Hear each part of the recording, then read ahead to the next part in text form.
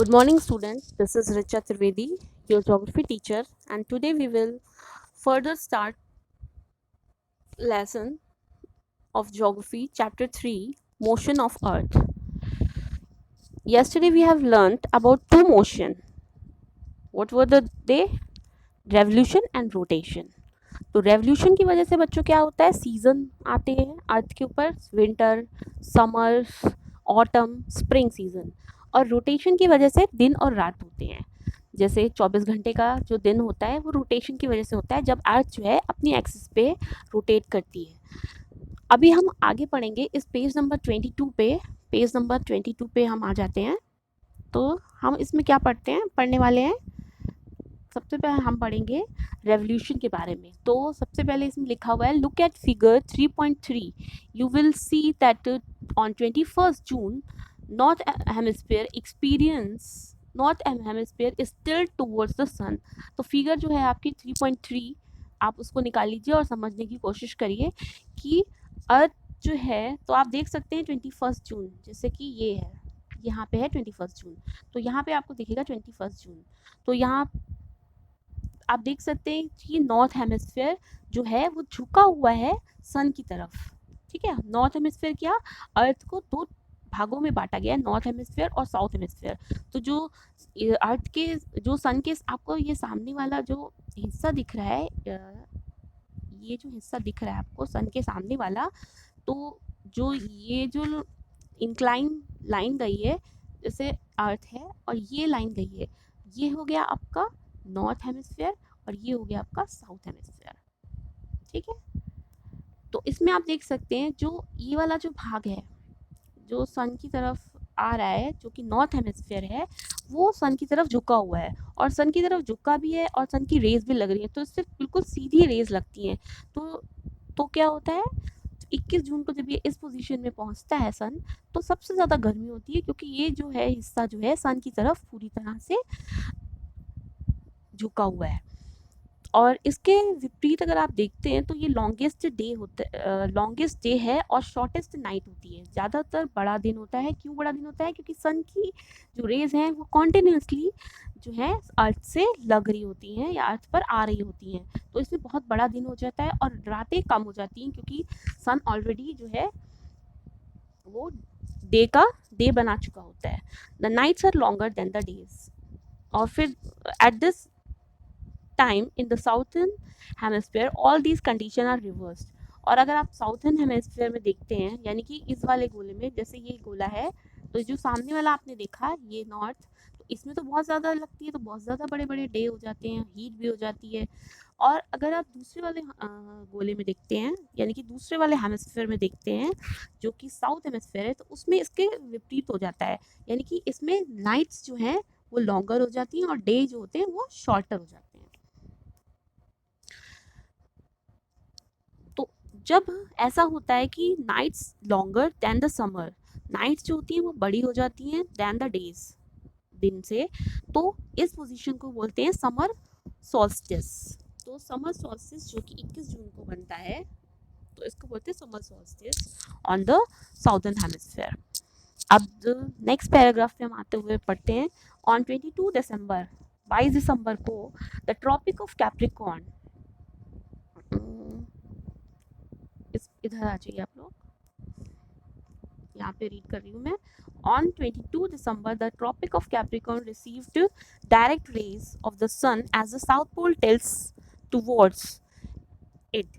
As the sun rays fall vertically at the tropic of Capricorn 23 and a half south, a larger portion of southern hemisphere gets light. Therefore it is summer in the southern hemisphere with longer day and shorter nights. अब 22 दिसंबर को फिर से आप अपनी figure पे आ जाइए बच्चों, ये फिगर के हिसाब से आपको समझ में आएगा। तो ये जो फिगर आप देख रहे हो, तो ये है आपका 22 दिसंबर। तो ये 22 दिसंबर की बात हो रही है, तो 22 दिसंबर को क्या होता है आपको पता ही है, विंटर्स होती हैं यहाँ पे। तो हम जो हैं वो किस हेमिस्फेयर में है, हम जो है नॉर्थ हेमिस्फेयर में है, तो यहाँ पे विंटर होती है, और जो कि आपका नॉर्थ हेमिस्फेयर है, और ये जो साउथ हेमिस्फेयर है यहाँ पर होती हैं आपकी समर्स। ठीक है, तो साउथ हेमिस्फेयर में समर्स होती हैं।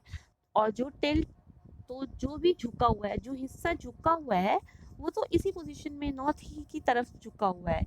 तो क्या होता है कि समर जो होती है साउथ हेमिस्फीयर में समर आता है, तो इसी टाइम पे ये समर्स आती हैं, और जिसमें क्या होता है लॉन्गेस्ट डे और शॉर्टेस्ट नाइट होती है। तो डे तो बड़े होंगे क्योंकि अब सन की तरफ जो झुका हुआ है हिस्सा, तो डे बड़े होंगे ऑटोमेटिकली, और नाइट जो होगी वो शॉर्टर हो जाएंगी। The position of the earth is called winter solstice. तो जो रिवर्स हैपन होता है, जब जब